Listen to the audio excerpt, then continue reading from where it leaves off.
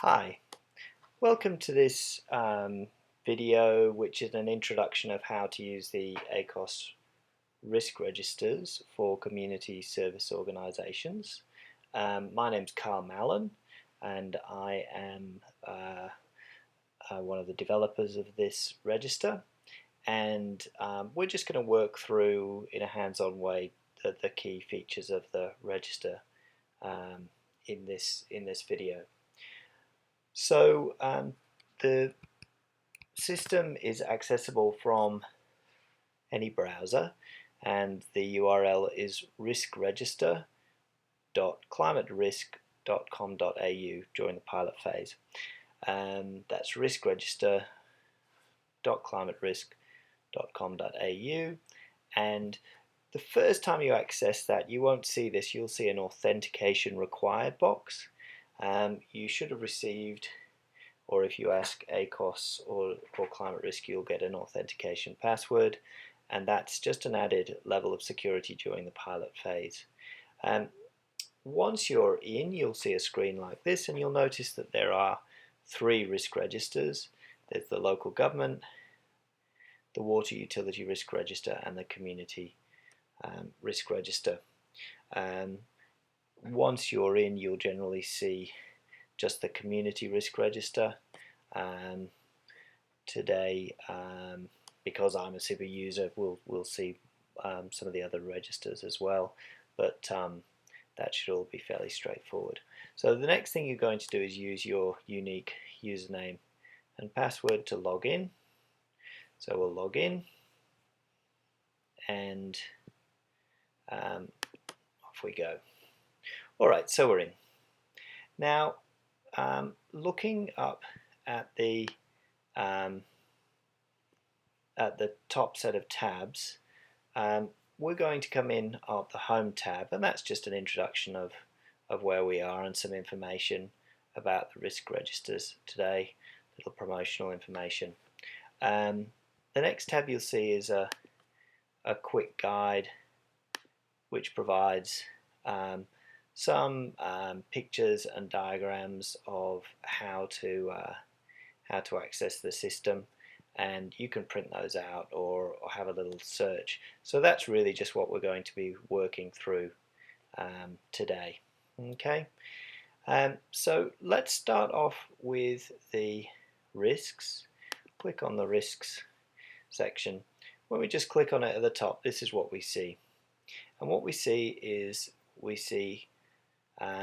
two major headings. We see the sectors on the left and the hazards on the right.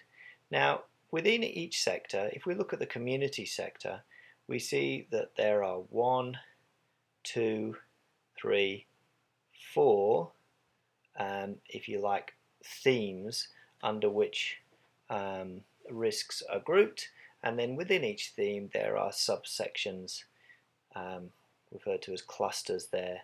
So for example, we've got client and community, and in there we've got client community service delivery, health and resilience, community health, community resilience, financial resilience. Going down under governance and finance, we've got assets, financial management, governance, legal, staff and volunteers. Under policy and advocacy, again, we've got other subheadings. What that means is that the risks have been classified in terms of their relevance to these headings. So what that means is that if we want to look at risks which are associated with, let's say, financial management, we can click financial management, and if we hit the filter risks using the selection button, the system will retrieve from the many hundreds of risks which are catalogued all the risks that are associated with that particular sub-issue. Okay, if we want to get back there, by the way, we can look at going back to risks, or what that's called is risks by filter. Now we can explore that a little bit more, but I'm just going to return to the sectors in a little bit more detail. When we look at a sector, in this case the community sector, I said we've got these 4 areas: client and community, governance of finance, policy and advocacy, and service continuity and administration. And in each of these there are a number of risks associated, and we can open those up, and those risks are then subgrouped, and then if we want to open those up again, we can just keep clicking on the down arrow, and then we can see all of the detail in there. So this is a way of, if you like, accessing the risks in terms of their hierarchies. Okay, and we can open up individual risks and find out what they've got to say. So in this case, we've got a risk of deteriorating physical health in the medium and long term, and we've got a detailed description about the nature of the risk.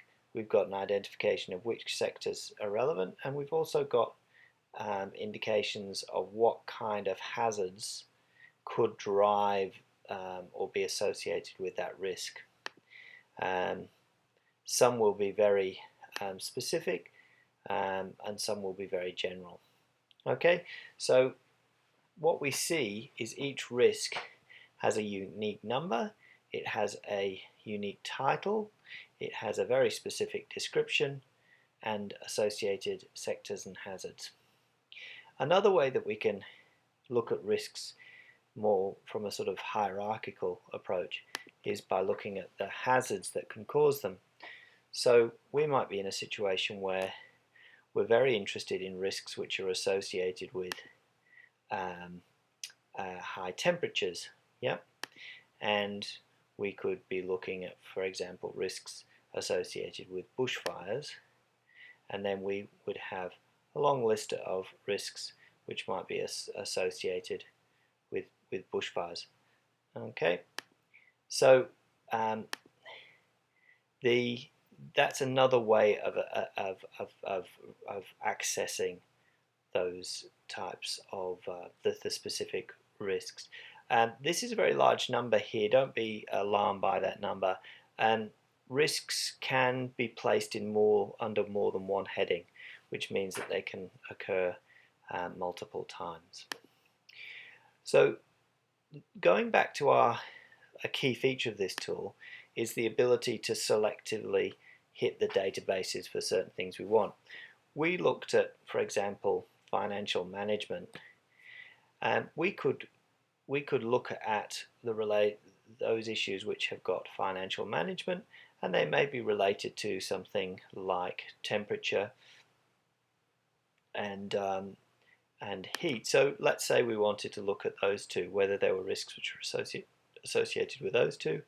We can do a filter, and we can see that there are 12 risks which have been identified as being associated with those. I have at the moment, what you're seeing is a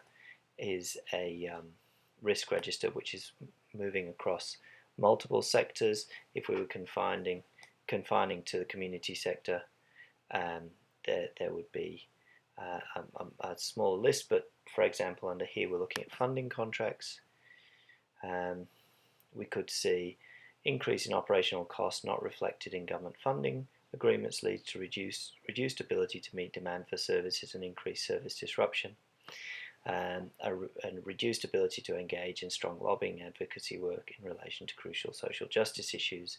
So that's associated with some financial management because it could reduce, it's associated with operational costs and a lack of that in the funding agreements, and it's noting that there's a number of hazards that could drive that.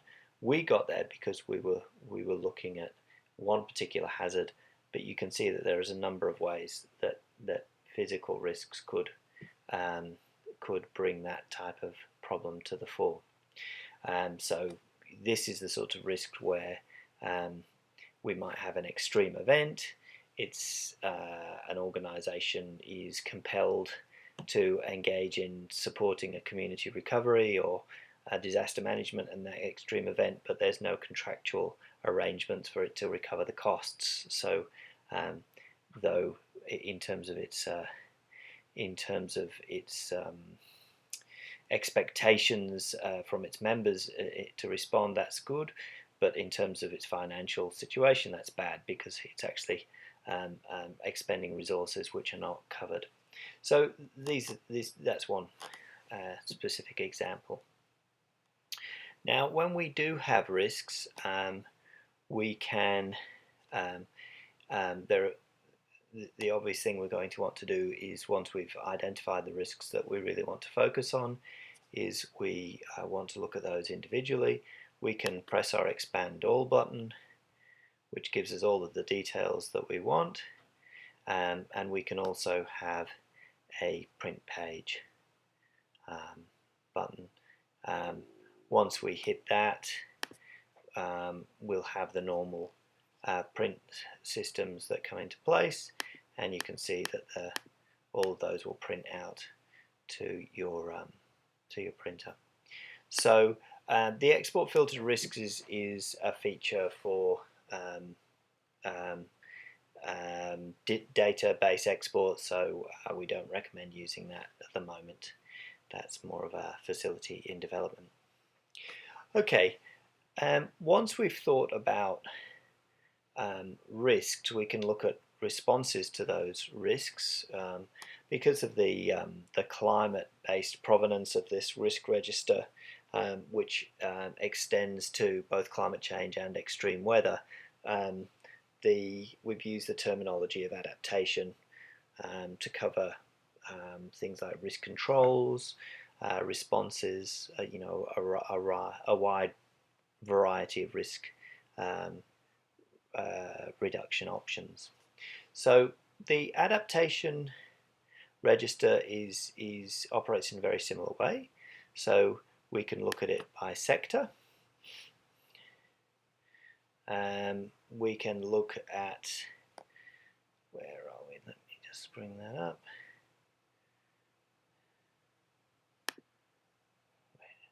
Let's just get that. There we go. Okay. All right. So what we have here, that's actually a good point. At the moment, the way things are arranged is that the adaptations are arranged by in hazards in the same way. Okay. But what we have here is that the adaptations aren't available by sector. They're actually available by category, which is slightly different. I'll explain that. When we have responses to different risks, there are in risk management, if you like, in the profession, there are different ways of thinking about risk reduction. Typically, people will talk about risk mitigation, risk management, and risk transfer.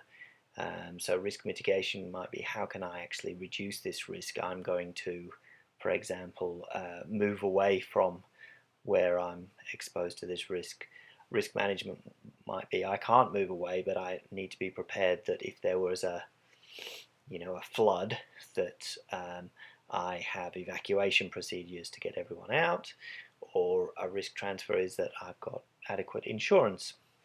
So in this case, what we have is a series of cataloging of risks. So looking at these, we have things like vulnerability reduction actions.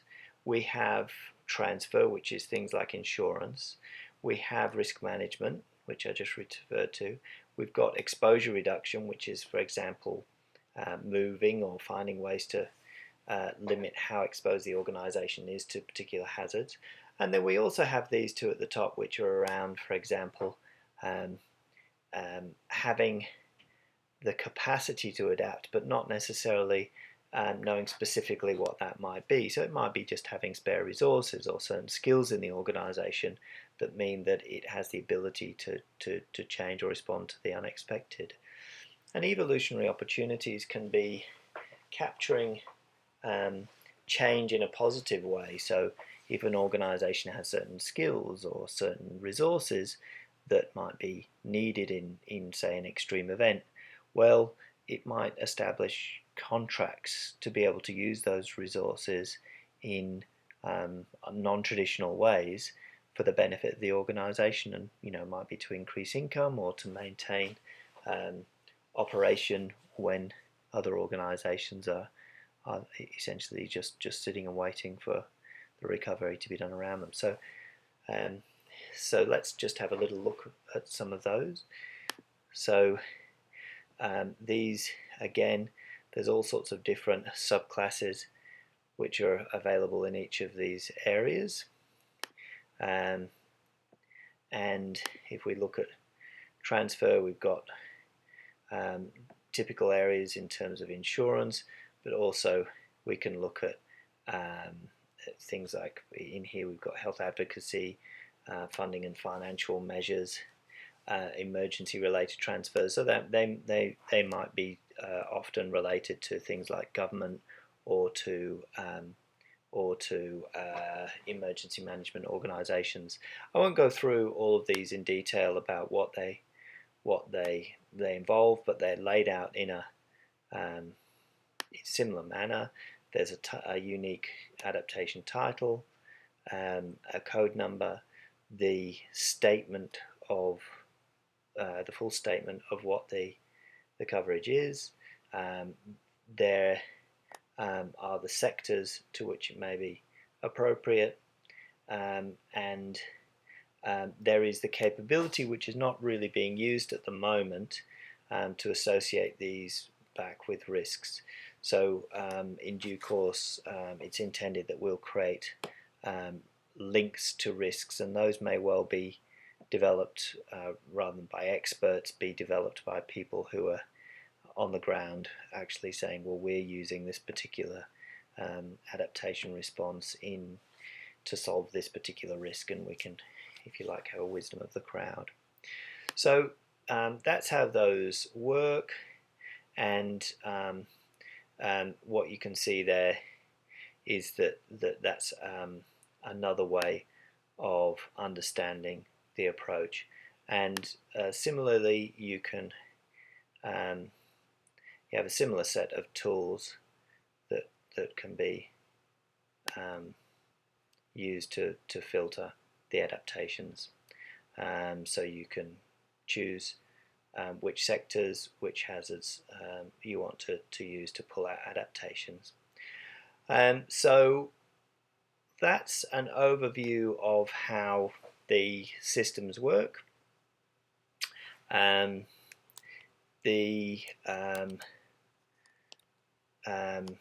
The registers are currently available in pilot form. If you want to get additional passwords, logins for the system, you can contact Katrina Webster at ACOSS or Jackie Lamb at Climate Risk, and we look forward to seeing how people use them, and we hope that they're useful, and we hope that they save you lots of time in terms of having a conversation about risk, and that you let us know some of the risks that you start to identify that aren't in the register that we can add in, and make this very much a living tool. So we hope you found that introduction useful.